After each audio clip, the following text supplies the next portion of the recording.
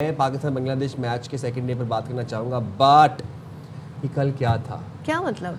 आगा जी के साथ क्या हुआ? मतलब आगा जी के साथ इतना बड़ा हाथ हो मैं गया। बहुत परेशान हूँ, हाथ हो गया। मैं इतना, मुझे अफसोस हुआ, मुझे उन पे इतना प्यार भी आया और तरस भी आया कि बेचारे बॉल पकड़ाने लगे थे। भाई वो कहते हैं ना जेंटलमैन गेम कहते हैं, तो उन्होंने जी बॉलर को, विकेट कीपर को बॉल पकड़ाई और उसके बाद आप ये देखें, आई थिंक नहीं सॉरी, बॉलर को जो बॉल पकड़ाई उसके बाद कर्टिसी में उसने उन्हें आउट कर दिया, रन आउट कर अच्छा, दिया। मेरे ख्याल से हमारे खिलाड़ी जो है ना वो अपनी तरफ से ना भाईचारा और ज़्यादा ही कंफर्टेबल हो गए हम बहुत बांग्लादेश के फ्रेंडली साथ ना, जेस्टर थे। फ्रेंडली। उन्होंने कहा कि हम शायद अपने गली मोहल्ले के लड़कों के साथ क्रिकेट खेल रहे हैं। भाई वो प्रोफेशनल क्रिकेट है, अगले ने पकड़ के किलियां उड़ा दी, आप उसको बॉल पकड़ा रहे थे। नहीं बट ये अप्रिशिएट करना चाहिए आगा का ये जेस्टर, बट स्टिल बाद में उन्होंने जी प्रेस कॉन्फ्रेंस में कहा कि मुझे नहीं करना चाहिए था जो मैंने किया, बट उन्होंने बड़े हंसते खेलते इस पर तबसरा आगा किया। जी वैसे एक मासूम आदमी है, लेकिन उन्होंने हीट ऑफ द मोमेंट में इशारे कुछ कर दिए लेफ्ट राइट, लेकिन बाद में प्रेसर में जाके उन्होंने ये बात कही कि मैंने से ज़रा जज्बाती हो गया था। लेकिन वो मीम बहुत उनकी बन गई है जो जेस्टर वो आखिर में देते हुए जा रहे थे। अब वैसे जब आप जंग पे जाते हैं ना तो आपको पता होता है कि आपने अपने मोर्चे संभाल के रखने हैं, आपने अपनी पोस्ट को कैसे गार्ड करना है। आपके ना वॉल्स बड़ी हाई होती हैं, यहाँ पे गार्ड्स अप होते हैं। इसी तरह क्रिकेट भी है। अब या तो आप क्रिकेट को बहुत नॉन सीरियस ले रहे हैं, इसी हमें क्योंकि लग रहा है ना, या आप क्रिकेट को नॉन सीरियस ले रहे हैं, इसलिए हम भी आपको नॉन आई सीरियस थिंक ले रहे हैं। टीम जो होती है ना वो खेलने आती है, मुकाबला करने आती है, तो मुकाबले का ही माहौल था वो। आप ग्राउंड के बाहर जो है वो अच्छे जेस्टर का मुजाहरा भी कर सकते हैं, ग्राउंड के अंदर हैंडशेक कर सकते हैं, जो कि हम करते हैं। चले जी ज़रा बता देते हैं, पाकिस्तान ने जी दूसरा वनडे बांग्लादेश से बड़े भारी मार्जिन से जीत लिया है और अब ये सीरीज़ 1-1 से बराबर हो गई, क्योंकि एक बांग्लादेश जीत गया था, एक हम जीत गए हैं। पाकिस्तान की जी मास सदाकत और सलमान आगा की शानदार बैटिंग रही और हमने जी 275 रन का हदफ दिया बांग्लादेश को। मास सदाकत 75 और आगा सलमान 64 रन बनाकर नुमाया बल्लेबाज रहे। तो ज़रा अपनी इनिंग्स आपको दिखा देते हैं, फिर मज़ीद बात करते हैं।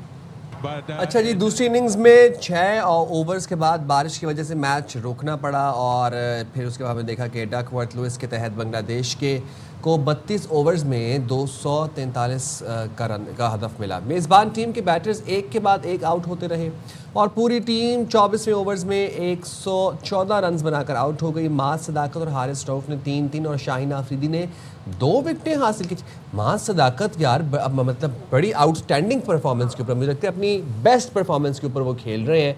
सीरीज़ का फैसला कुल मैच कल खेला जाएगा और कल देखना ये है कि पाकिस्तान जीतेगा या हारेगा। इस चीज़ का फैसला कल के मैच से होगा। चलें जी ज़रा विकेट देख लेते हैं हम। सो बहरहाल पाकिस्तान ये मैच जीत गया है तमाम तरह चीज़ों के बावजूद भी। और जनाब अब ज़रा आपको बताते हैं, आपको याद है सीरीज़ से पहले एक T20 वर्ल्ड कप हो रहा था, उसमें हमारी क्या परफॉर्मेंस थी? अच्छा जी, वर्ल्ड कप के बाद बाबर आजम और फ़खर जमान ज़ख्मी कैसे हो गए, ये $1 मिलियन क्वेश्चन है। अब से सिलेक्शन कमेटी ने अब तहकीकात करवाने का फैसला कर लिया है।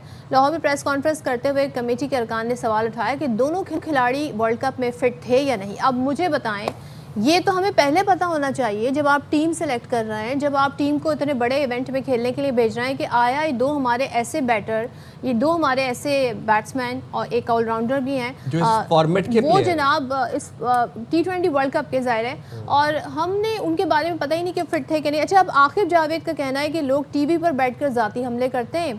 वर्ल्ड कप के लिए माइक हसन को 15 खिलाड़ी मुंतखब करने का इख्तियार दिया था, ये इख्तियार वापस लेते हैं। बड़ी खबर तो कल दिखा देते हैं आपको। आकिब जावेद और सरफराज भी थे साथ ही साथ, वो बड़ी अहम गुफ्तगू उन्होंने की। ये हाँ जी, तो ये आपको ज़रा उसके बारे से अपडेट्स बताते हैं। शाहिद हाशमी साहब नुमाइंदे खुसूसी बराए खेल हमारे साथ मौजूद हैं, तफसीलात ज़रा उनसे मज़ीद जान लेते हैं। पहले तो शाहिद भाई ज़रा स्टार्ट कर लेंगे पाकिस्तान वर्सेस बांग्लादेश से। पाकिस्तान की जीत में आपके ख्याल में सबसे अहम किरदार किसका रहा और सबसे अहम क्या स्ट्रैटेजी रही जो पाकिस्तान ने इस दफ़ा अपनाई? पाकिस्तान ने काफ़ी एग्रेशन दिखाया और शाहीन शाह अफरीदी बहैसियत कप्तान बड़े प्रोएक्टिव नज़र आए। फील्ड में भी वो बार बार बॉलर्स को बता रहे थे, फील्डर्स को बता रहे थे, बैटिंग में भी अच्छा प्लान दिया और सबसे बढ़कर माह सदाकत ने ज़बरदस्त इनिंग्स खेली। 46 गेंदों में 5 छक्के 6 चौके 76 रन, कम डॉट बॉलें खेली, बड़ा इंटेंट शो किया। शुरू से उन्होंने एग्रेशन दिखाया और चौके छक्के लगाए। पाकिस्तान ने पिछले मैच की बनिस्बत डॉट बॉल्स भी कम खेली। 1-2 प्लेयर थोड़ा सा भी उनको इम्प्रूवमेंट की ज़रूरत है, थोड़ी सी स्पिन में इम्प्रूवमेंट की ज़रूरत है कि हम स्पिनर्स पे कदम इस्तेमाल करके स्ट्राइक रोटेट नहीं करते और स्पिनर पे थोड़ी ज़्यादा डॉट बॉल खेल लेते हैं। लेकिन माँ सदाकत, सलमान आगा, रिजवान सब ने अच्छी बैटिंग की और पाकिस्तान ने एक बहुत ही अच्छा कम्पेटिटिव टोटल बनाया था।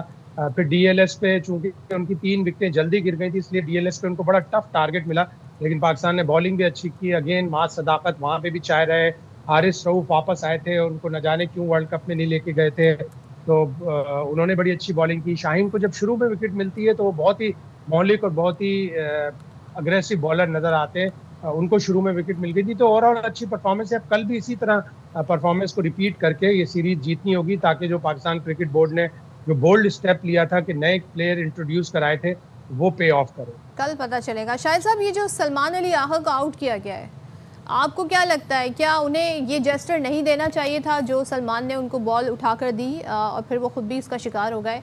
आप इसे कैसे एक्सप्लेन करेंगे?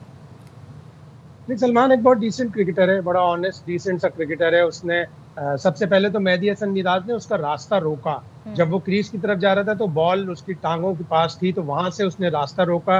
आपने ऑब्स्ट्रक्ट किया बैट्समैन के रन अप को, बैट्समैन जब जा रहा था उसको ऑब्स्ट्रक्ट किया, फिर गैर अखलाकी हरकत की। विद इन द रूल्स थी, उन्होंने देखा कि सलमान आगा क्रीज से बाहर हैं और सलमान आगा ने डिसेंसी में बॉल उठा के दी, उन्होंने उनको आउट कर दिया। विद इन द रूल्स तो था, लेकिन स्पिरिट ऑफ द गेम नहीं है कि आपने पहले रास्ता रोका और फिर जब एक बैट्समैन ने आपको बॉल उठा के दी तो आपने उसको रन आउट कर दिया।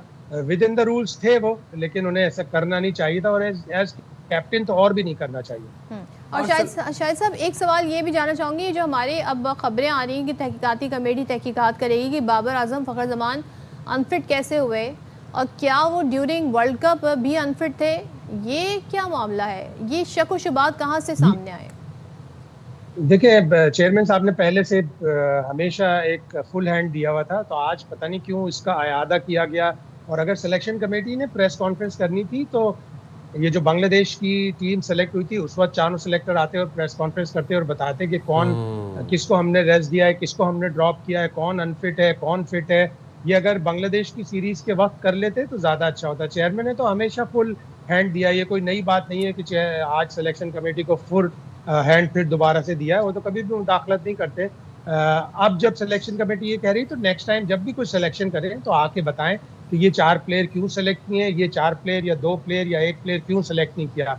और बाबर आजम तो सारे मैचेस खेल रहे थे, आखिर के मैच में उन्हें बिठाया, श्रीलंका वाले मैच में फ़खर आए, 2 मैच खेले।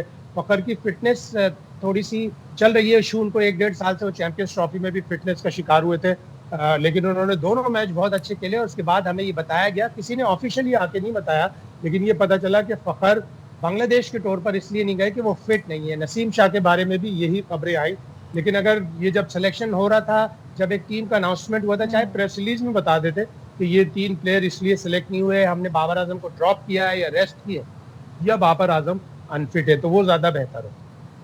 और एक सवाल का जवाब और दे दें जी। माइक हैसन से अब इख्तियार वापस ले रहे हैं सिलेक्शन कमेटी से सिलेक्ट करने का, ये इख्तियार दिया ही क्यों था और वापस क्यों ले रहे हैं शाहिद साहब?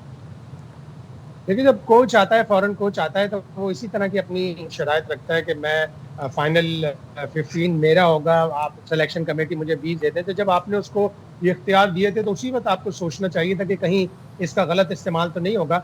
जैसन गिलेस्पी से भी पाकिस्तान ने सिलेक्शन के राइट्स जब लिए थे तो वो छोड़ के फिर चले गए थे और काफ़ी तनाज़ा हुआ था। तो माइक हैसन को भी अगर उनके राइट्स लिए तो यकीनन वो इसके ऊपर प्रोटेस्ट करेंगे। वो मानते हैं या नहीं मानते, ये आने वाला वक्त हमें बताए। ठीक है, शाहिद हाशमी नुमाइंदे खुसूसी हमारे साथ थे। जनाब, ये थी क्रिकेट से जुड़ी खबरें। कल पाकिस्तान का मैच है तो सीरीज़ का फैसला कुल मैच हम इसे कह सकते हैं। अब दोनों टीमें जी कोशिश करेंगी, बांग्लादेश भी और पाकिस्तान भी।